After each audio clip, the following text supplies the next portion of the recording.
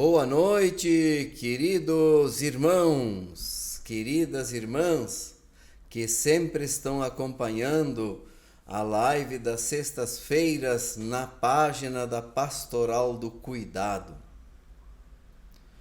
A Pastoral do Cuidado é uma iniciativa do Sínodo Planalto Rio-Grandense, Igreja Evangélica de Confissão Luterana no Brasil. Estamos falando de Passo Fundo, Rio Grande do Sul.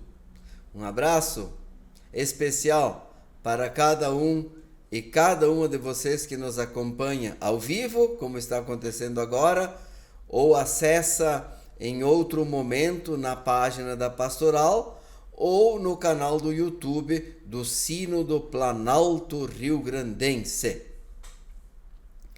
Nós nos propomos a falar sobre Bíblia, espiritualidade e saúde.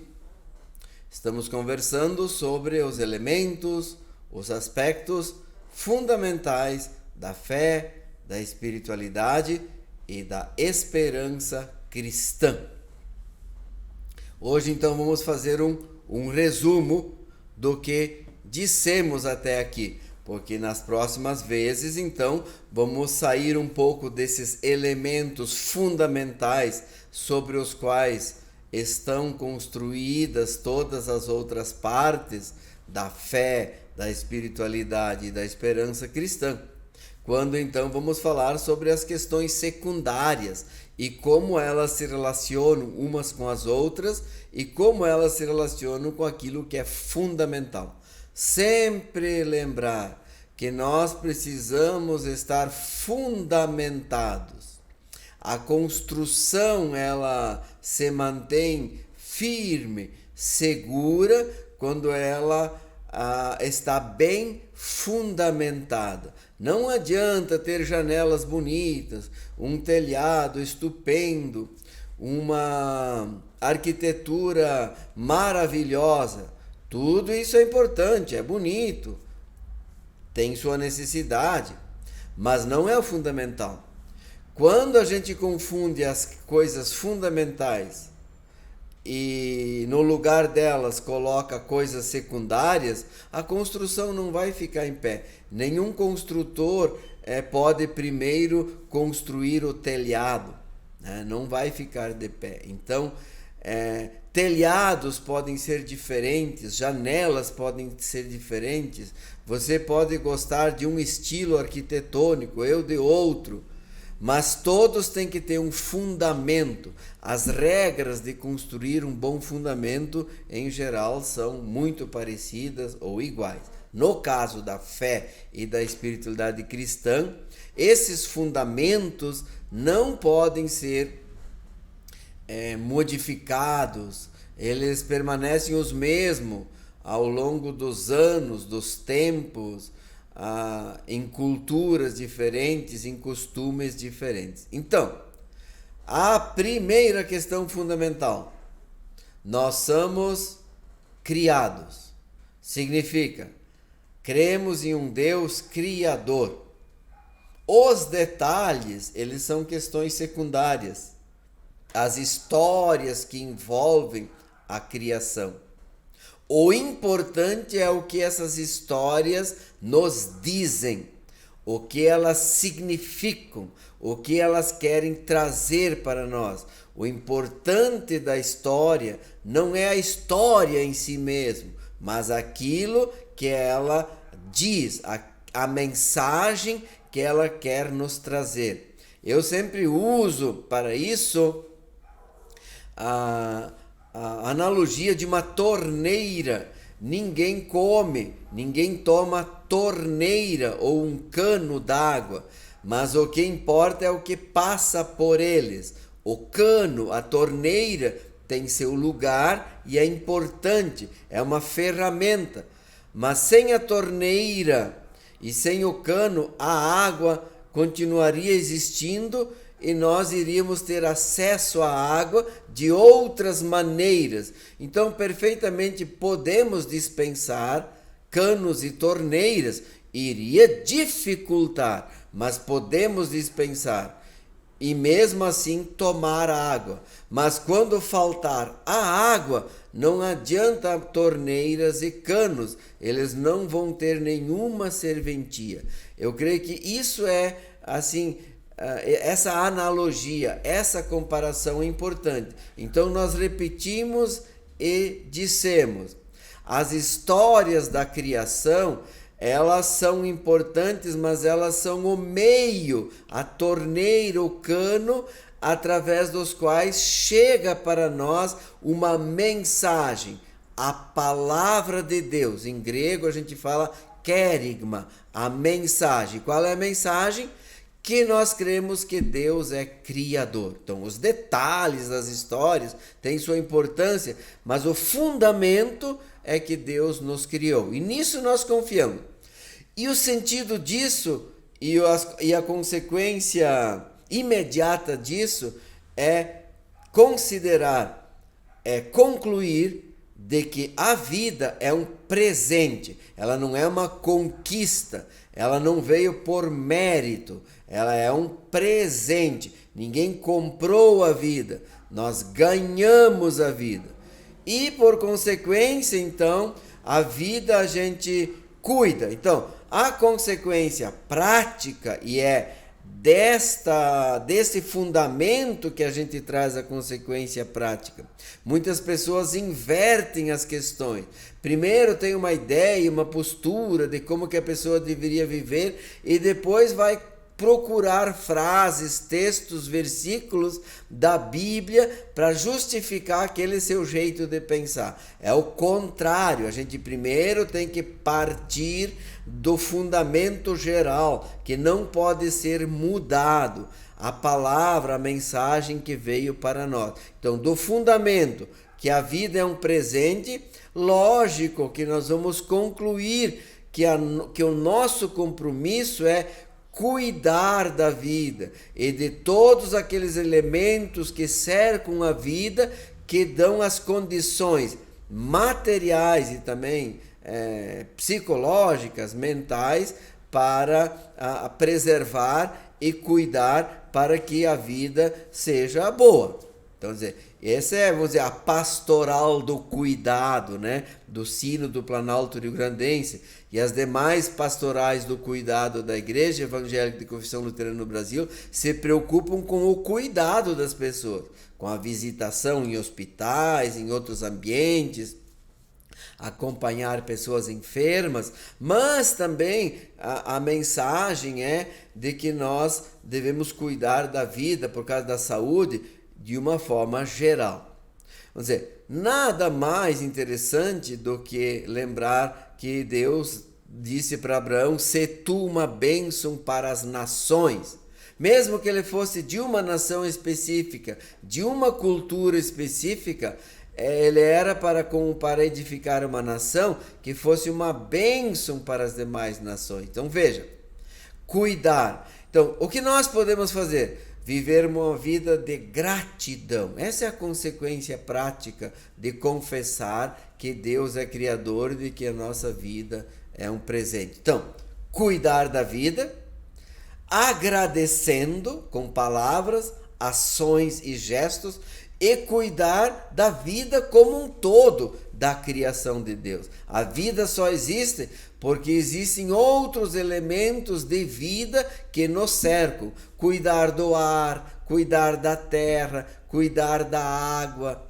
Então, dizer, uma pessoa cristã, ela precisa pensar nisso. Por exemplo, sem água potável, sem ar puro, a vida se torna totalmente impossibilitada. Então, nós temos que cuidar dos elementos que estão em nossa volta para possibilitar uma vida boa para todas as pessoas. Isso é a consequência prática. Bom, tem muitas formas de a gente pensar como cuidar. Usar, claro, temos que usar a água, temos que usar a terra, temos que usar o que tem tudo aí, os recursos para que a vida seja possível. Mas não esquecer que as coisas precisam ser cuidadas. Eu creio que assim fica bem interessante e fácil, de uma forma geral, para a gente ver a partir da confissão de fé de que Deus nos criou, qual é a consequência prática e lógica disso. Segundo elemento, quando isso não é observado, por exemplo, mesmo Gênesis e os outros livros falam que daí vem a morte. Por exemplo, o desvio, o pecado trouxe a morte. Então, quando nós não cuidamos da vida, então nós exterminamos a vida. Isso significa aquela história de Caim e Abel, quando um mata o outro, né? Então, quando nós não cuidamos, então nós podemos potencializar o poder da morte entre nós, né? Então, a Bíblia considera que em Deus todos somos irmãos, né? Então, aí a morte do irmão, da irmã. Tá?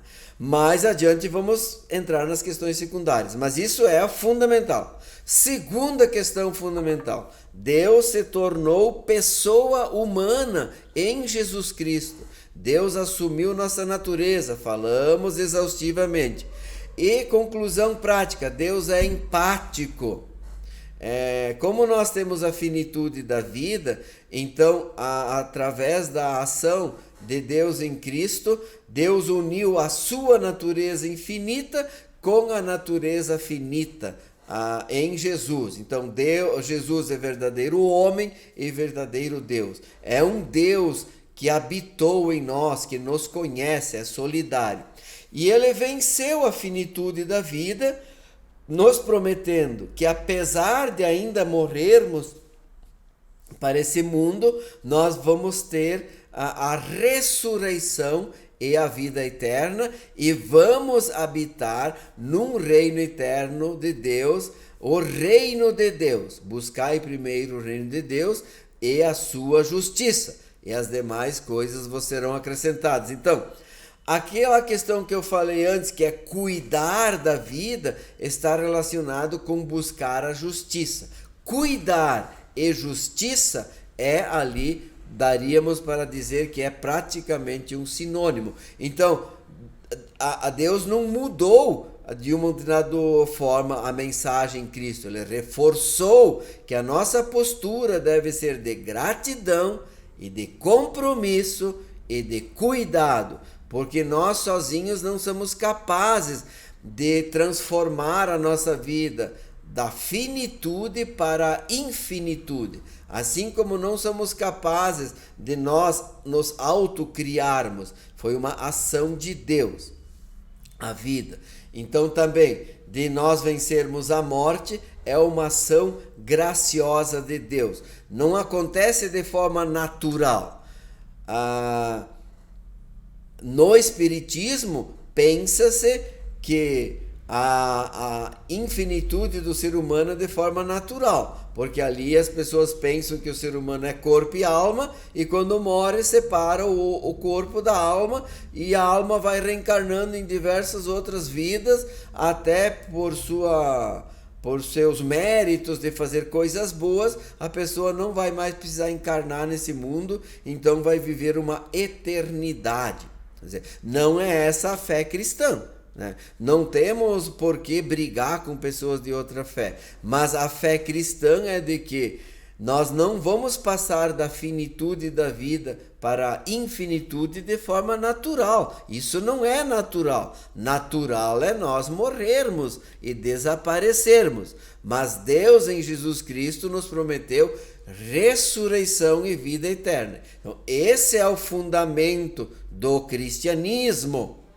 E por último, falamos que uma vez Deus vivido em Jesus Cristo e todo o acontecimento da ressurreição e ascensão de Cristo, nos foi enviado o Espírito Santo de Deus. Então é a terceira trindade de Deus.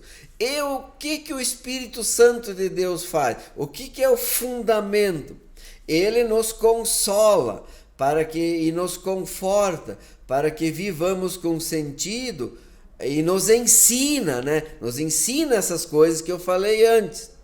E nos conforta, nos consola e nos ensina para que vivamos, apesar das dificuldades que enfrentamos. Deus, nem antes de Cristo, nem depois de Cristo, e nem enquanto Cristo, nos prometeu que não iríamos ter problema. Essa ideia de que as pessoas pregam que a gente não vai ter mais nenhum sofrimento se a gente fazer tudo certinho, ou orar assim, ou fazer daquele jeito, ou pagar dízimo aqui, ou fazer aquilo, isso não é verdade. E nós não acreditamos nisso. Isso não tem fundamento sobre o que é elemento fundamental da Bíblia. Sim, orar, contribuição para a igreja, tudo tem o seu lugar e é importantíssimo, mas não é o fundamento. Nós vamos ver que lugar esses elementos da espiritualidade ocupam.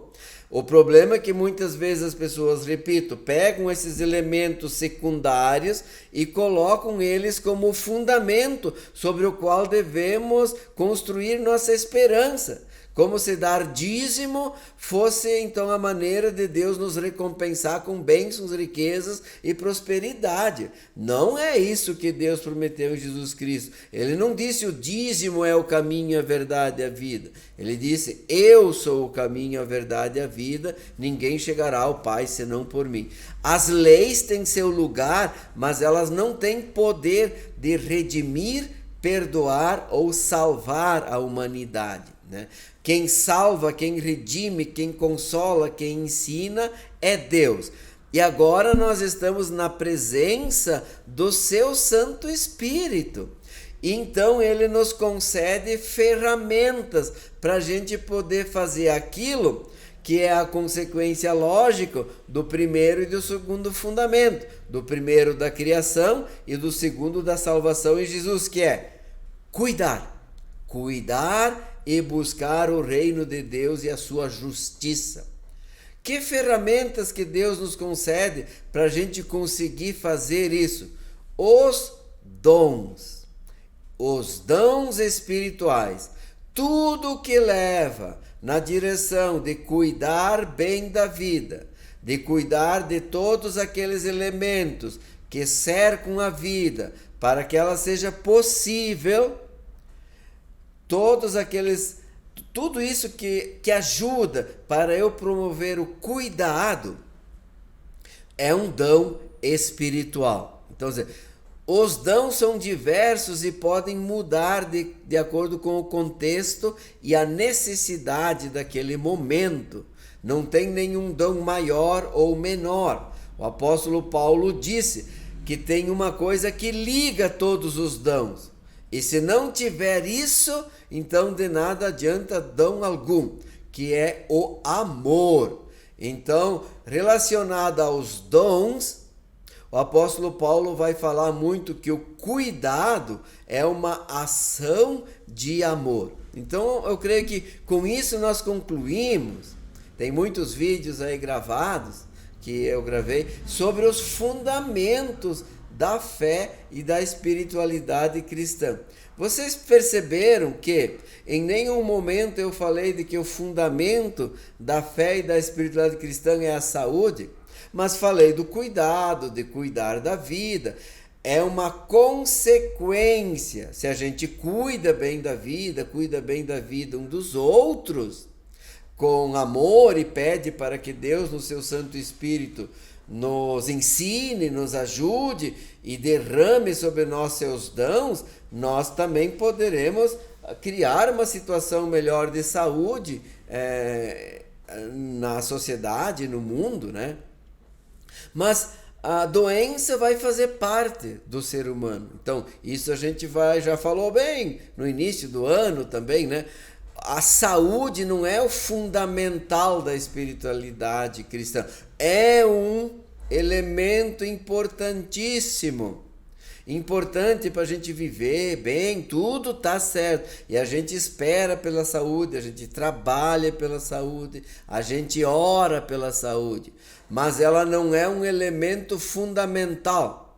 Porque se fosse um elemento fundamental, como é que ficariam as pessoas que não têm saúde? Ou as pessoas que têm que conviver com doenças crônicas? Tem gente que convive com doenças crônicas anos. Conheço pessoas que estão 60 anos vivem com doenças crônicas. Ser doente não significa que já está morto, ou que a vida acabou, ou que o sentido da vida terminou. Então, claro, quando você coloca como fundamento da vida ter saúde, quando você não tem mais toda aquela saúde, você vai se sentir perdido e não vai ter mais nenhum sentido da vida.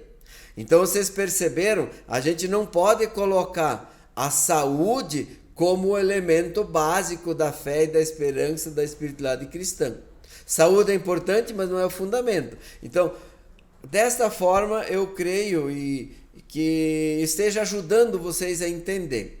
Então, terminando para hoje, queridos irmãos, queridas irmãs, o fundamento é o que o credo apostólico diz. Quem tem oportunidade de ter acesso, a grande maioria das pessoas conhece o credo apostólico de cor. Esse texto muito antigo da fé cristã, que foi escrito lá pelas lideranças da segunda e terceira geração do cristianismo, para que realmente se escrevesse quais são os fundamentos da fé, para que não se perdessem em coisas secundárias. Eles escreveram então lá que nós cremos em Deus Pai, Todo-Poderoso, Criador do céu e da terra, em Jesus Cristo, seu Filho unigênito, nosso Senhor, né? E no Espírito Santo. Então, esses 3 artigos do credo apostólico que são o fundamento da nossa fé e da nossa espiritualidade. Quem de vocês quer se aprofundar sobre o credo apostólico? Tem muitos textos interessantes aí no site do luteranos.com.br, que é o portal da igreja, tá? Então aí vocês podem acessar. Por exemplo, o Catecismo Maior de Martinho Lutero.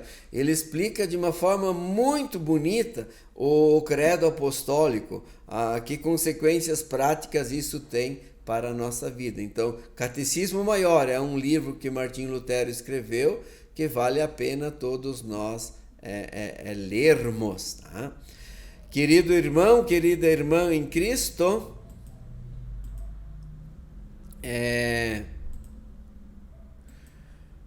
eu vou colocar aqui, vamos ver, aqui legal, ó. Aqui então é o QR Code do Pix, da Pastoral do Cuidado. Nós dependemos também de ofertas, doações e ajuda para que o nosso trabalho seja realizado de acompanhar pessoas enfermas e também desenvolver esse assunto, a Bíblia, saúde, espiritualidade.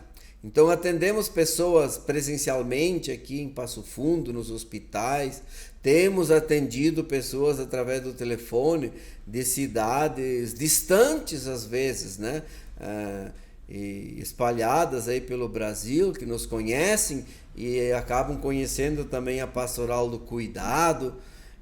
Se alguém tem um parente, um amigo hospitalizado em qualquer cidade aí do Brasil, quiserem que a gente providencie que essa pessoa seja visitada, a gente entra em contato, conversa e promove que essa pessoa seja visitada em algum lugar por alguém da igreja. Então, esse é o nosso trabalho. Então, se quiser ajudar, aí está nesse QR Code, através do aplicativo do celular, você pode fazer uma doação. E você, se quiser, pode mandar um WhatsApp ou entrar em contato e pedir um recibo. Tá?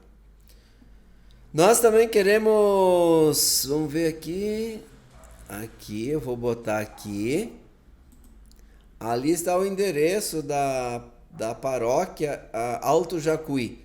A paróquia Alto Jacuí, ela é sede em Vitor Greff, no município de Vitor Greff. Tá? Deixa eu vir para cá um pouco, aí vocês, estando passando aí, né, o seu Dirceu e a dona Loena, são aí que estão participando da live, são de Vitor Greff. Então aí atua o pastor Cláudio Luiz de Marque. Então, se alguém estiver passando nessa região, quer conhecer a comunidade, as comunidades, são várias comunidades na paróquia, vocês podem passar aí, entrar em contato com o pastor, o telefone está ali, né? Então vocês podem conhecer a igreja, ou até se é um final de semana aí, de repente, ou mesmo dia de semana, tem sempre muitas atividades nas comunidades, e aí as comunidades sempre ficam felizes com uma visita. Fica à vontade para conhecer alguma comunidade evangélica em Confissão Luterana, se você ainda não conhece. Então, eu quero deixar um abraço aqui para várias pessoas que estão nos acompanhando, a Lourdes, né? Knagzinski, né? A Cirlei Sornberg. A Cirlei, um abraço especial por ti, né? Estamos orando por ti, tá? Então, que Deus coloque a sua mão sobre ti, né? E te dê bastante força nesse momento em que você está passando, né? Então, estamos orando pela Cirlei. A Magali Zani Fischer, a Magali é lá de Nova Friburgo, Rio de Janeiro, né? A Olga Stein, que é a Ruth Souza Roque, a Lidi Bueno, Darcy Reinke, a Cibele Beatriz Richter, a Márcia Rejane Schultz, né? Faz parte da nossa equipe de monitoramento da pastoral. O Casimiro Knaksinski, aí, o Casimiro e a Lourdes é o casal, né? Então, um abraço aí, seu Casimiro. Moravam lá em Barafunda, paróquia de Vila Pratos, mas agora estão em Ivuti. O Dirceu e a Dona Loena, já falei antes, né? E a Marli Matana, né? Que faz parte aí lá da paróquia Chapada, a comunidade Palmeira das Missões. E a Geni Cassen de Carazinho. A Geni é a mãe do pastor sinodal Ricardo Cassen. Um abraço para todos e todas vocês. E assim estamos concluindo a nossa conversa de hoje. Que Deus possa abençoar vocês nesse final de semana, tá? E vamos estar orando para vocês e por todas as pessoas que estão hospitalizadas, para que tenham um bem-estar de vida, tá? E que vocês sintam a presença curadora de Deus. Amém. Até a próxima sexta-feira. Fiquem com o hino ainda. E assim estamos encerrando a live de hoje. E conserve o Senhor levará a bom termo, tua misericórdia, ó Senhor, dura para sempre. Não desampares as obras de tuas mãos, não desampares as obras de tuas mãos, tua misericórdia dura para sempre. O que a mim me concede